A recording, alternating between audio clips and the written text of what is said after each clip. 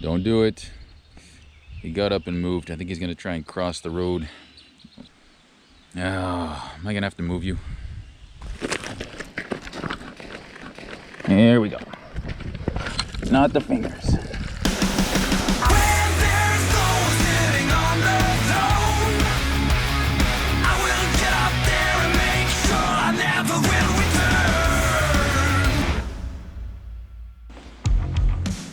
So, some of you might be asking yourselves, what in the hell am I watching? Well, I thought I'd put together some training videos as I get ready for some upcoming races. Truth is, I've been out of shape ever since I injured myself at Bighorn in 2022. I'm sure some of you can relate. Getting in shape and staying in shape is like a yo-yo.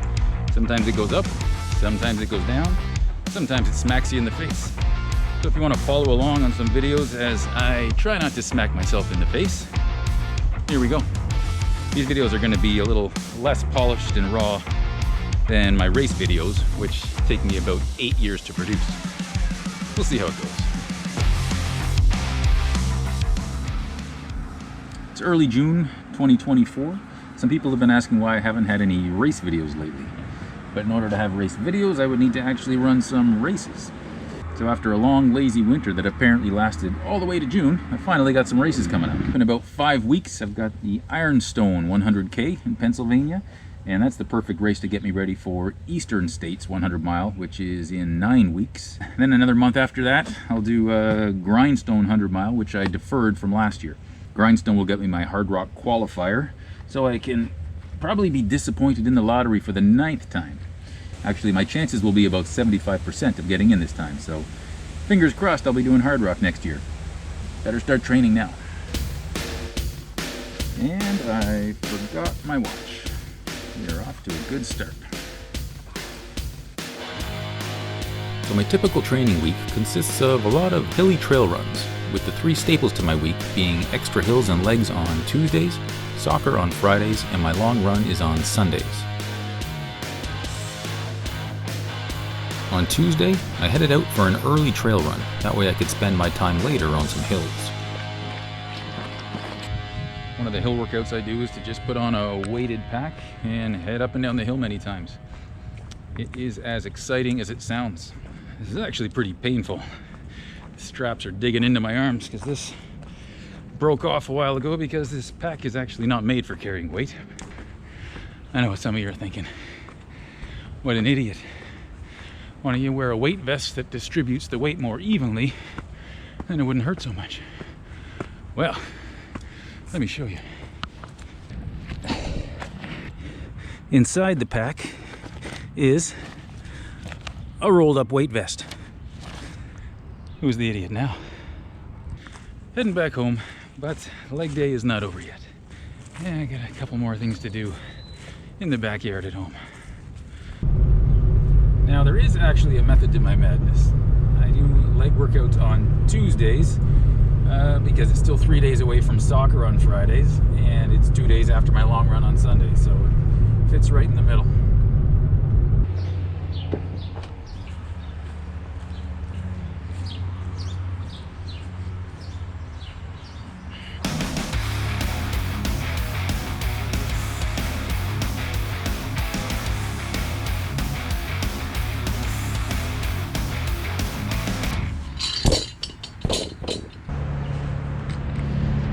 That's enough.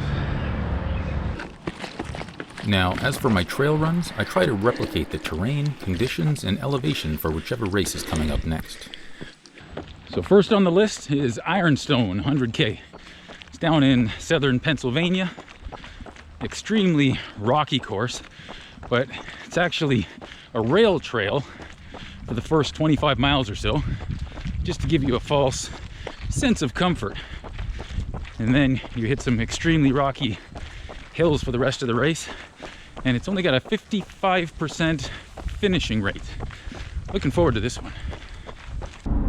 Heading out for my Sunday morning long run, but first I need to stop for some fuel. What can I get for you? Hi, can I get 4 hash browns, please? 4 hash browns, anything else? That's it? Good job, thank you. 2 for now, 2 for later.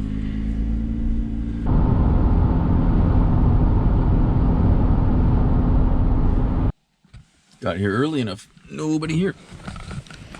I'm alone. Usually there's a bunch of cars here, but oh, maybe I'm not alone. Hello. Don't try and cross the road, bud. I put my shoe behind it for a little context.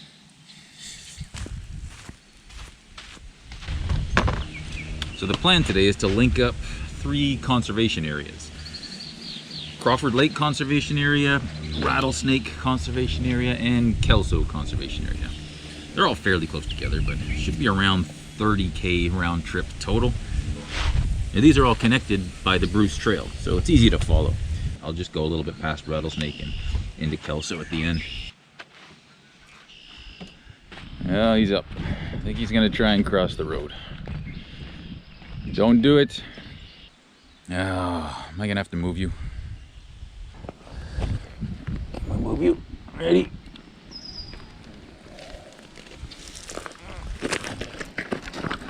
There we go. Oh, yep, that's a wide open mouth. Not the fingers. Are you pissing?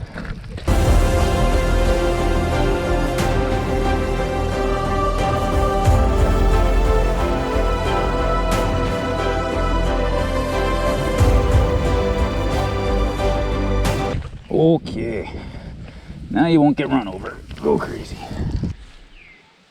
And he's off to the water.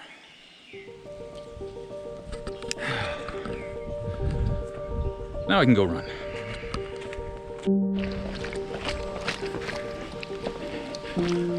This first section is a little rocky, which is what I want anyway.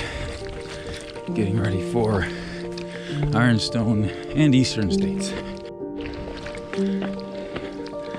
Slippery.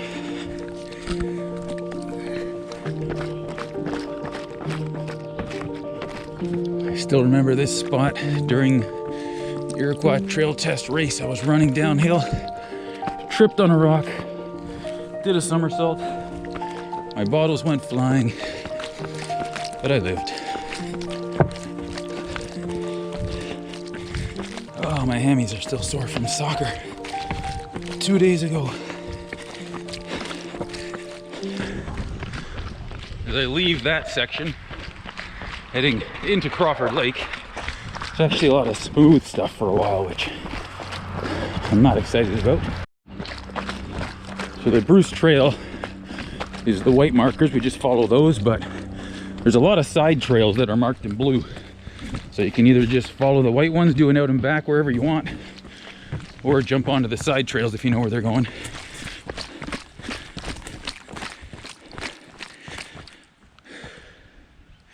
There's Rattlesnake across there. So I gotta keep going along these trails, then down through a valley, and then across.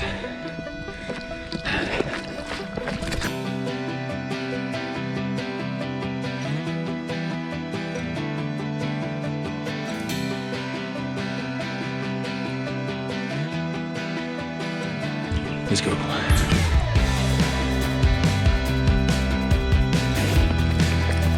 In order to maintain some kind of pace on the rocky sections, never mind. I was gonna say, in order to maintain some pace on some of these rocky sections, try to just step on the tips of all the rocks to avoid stepping between them, which slows you down. Also try not to trip. Okay. Now leaving Crawford Lake, we're gonna head down into the valley between Crawford Lake and Rattlesnake. Oh, squeeze by. Sorry. And when I did the ITT race, we would head that way and head up the other side. There's flags here because there was actually a trail race here yesterday, 5 Peaks Rattlesnake. I'm gonna keep going straight to add some more distance before heading up the other side, which actually sucks because this is a long, flat section, which I know has lots of mud. And so far, my feet have remained relatively dry, other than the turtle piss. Oh yeah.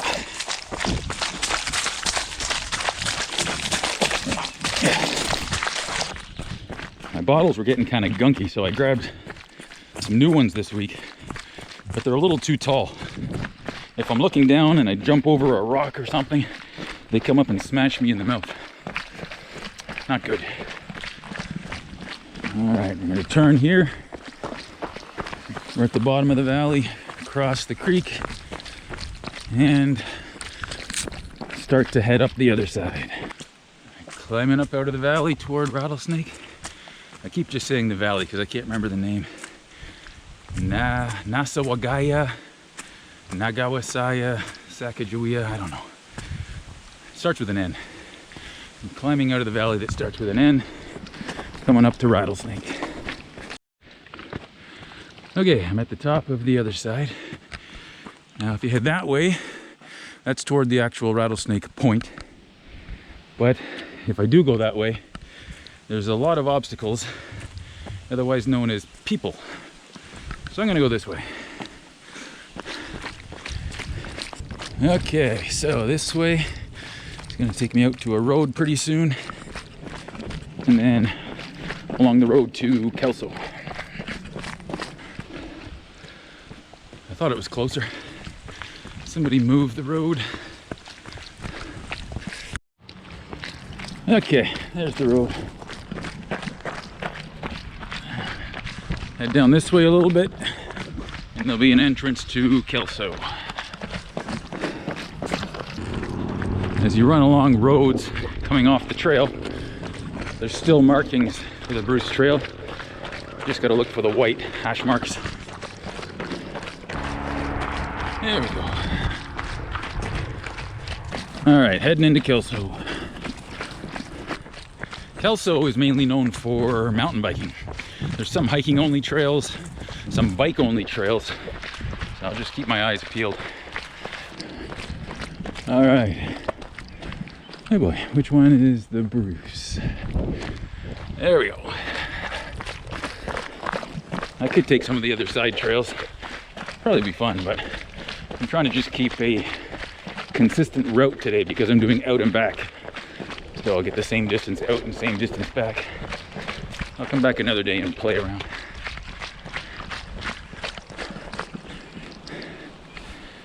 There we go. So here's where it came in from Appleby Line. I just ran along here. I'll keep going around to the edge, get a nice view. Maybe hit a nice big hill. Although I'm running out of time.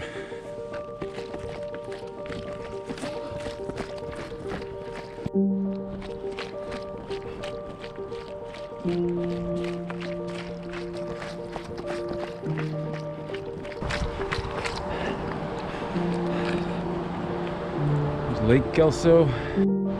So last week I was actually running the escarpment on the other side, and a buddy of mine, Jeff, was doing a triathlon here at Kelso, which finished down in the parking lot down there.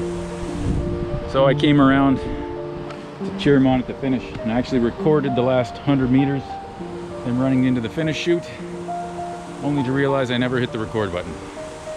Sorry, Jeff.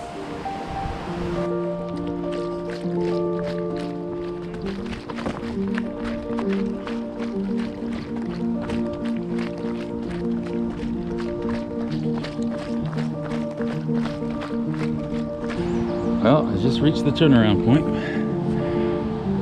Might as well get a hill workout in while I'm here.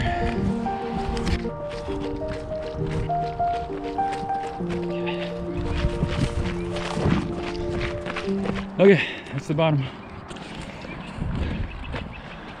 Might have been a stupid idea. So that was exactly 15K to the top of the hill there. That worked out pretty well. Turn around, 30K round trip. Just gotta go back up the hill now. Great idea. Almost there. All right, back at the top. I've actually done repeats on that hill before, but I don't usually do 15K first. Plus that turtle was heavy. Time to go home.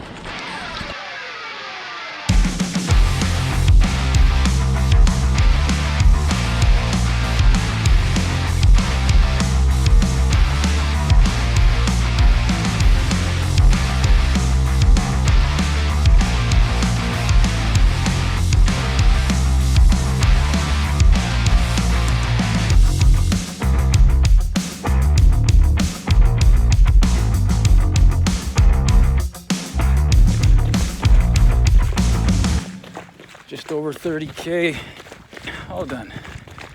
And I don't see the turtle.